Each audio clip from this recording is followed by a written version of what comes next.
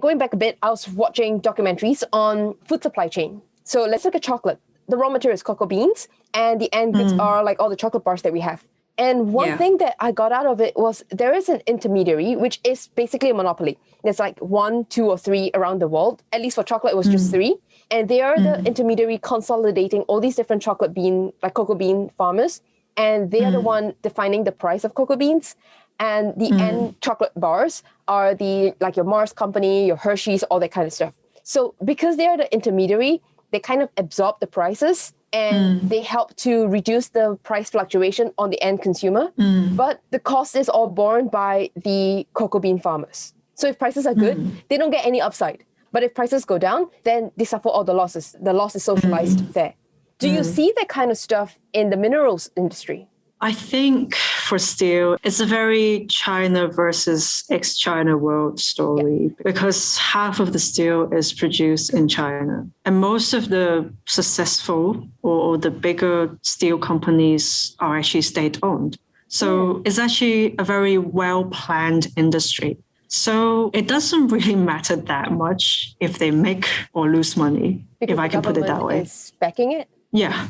I wouldn't say they are directly subsidizing it, but I can give you an example. Like the bigger steel company are probably involved in the community very much. Like they build schools, they build hospitals. Oh. Yeah, so it's a big community involvement and they're just too big to fail. So you don't need to subsidize it. You're just part of it, You're living in the steel community. Yeah.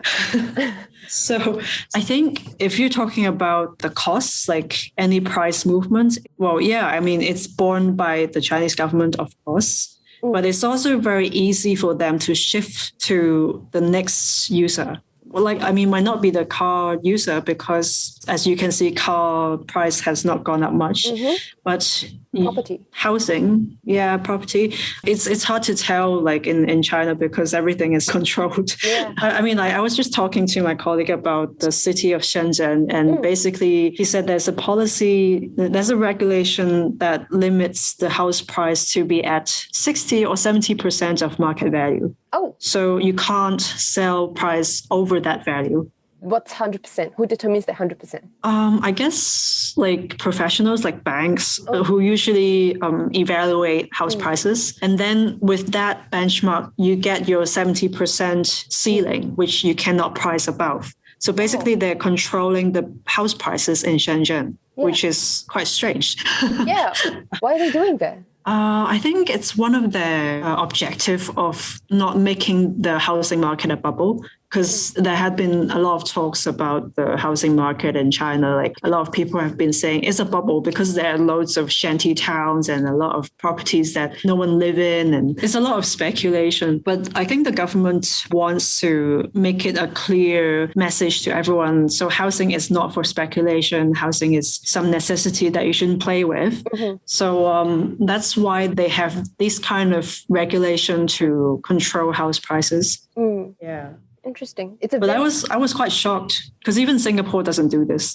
Exactly, because Singapore's incentives are very indirect. Yes. If you are married and both of your income is less than $10,000 per month, you get to buy a brand new HDB at a pretty good discount because it's subsidized by the government, if I'm not wrong. Yeah. So it's a very indirect incentive with a lot of clause attached and conditions that you have to fulfill. Because the ultimate goal is how do you allocate housing to the right kind of people? And the right kind of people are the people building the nation by reproducing. So because of that, that's the policy. But with Shenzhen, that's interesting because I guess the main thing is they're building Shenzhen to be as one of these big hubs, especially a hub fighting Hong Kong. And you want to subsidize the housing, so you want to attract more talents to Shenzhen. And you want to build specialized clusters of very specialized skill sets.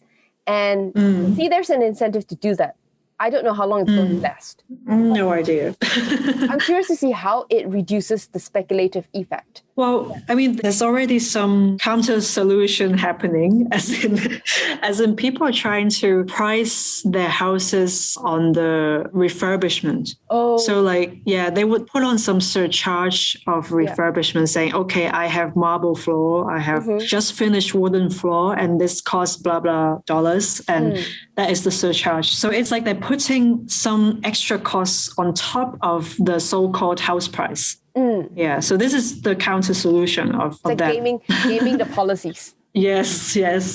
This is so interesting because, a lot of things that we talk about, like not to always go back to crypto, but there is a lot of applications to designing systems or designing incentive mechanisms or designing policies for a whole new controlled environment. Usually it's crypto because otherwise it's video games as well. And building the right kind of incentive mechanisms, direct or indirect incentives, where people could game such policies. Like it's always fascinating to me. And that's why I like designing all these different systems. Because how do you design something that's robust enough in the primary market so that in the secondary market, when people try to game it, you find different ways to disincentivize them from gaming it? Like you don't want to make it into a complex model or complex world. You can make it more complicated in terms of how you structure the system, but the outcome is still quite direct and quite simple. Whereas complex models, the outcome is just so diverse that it gets very confusing.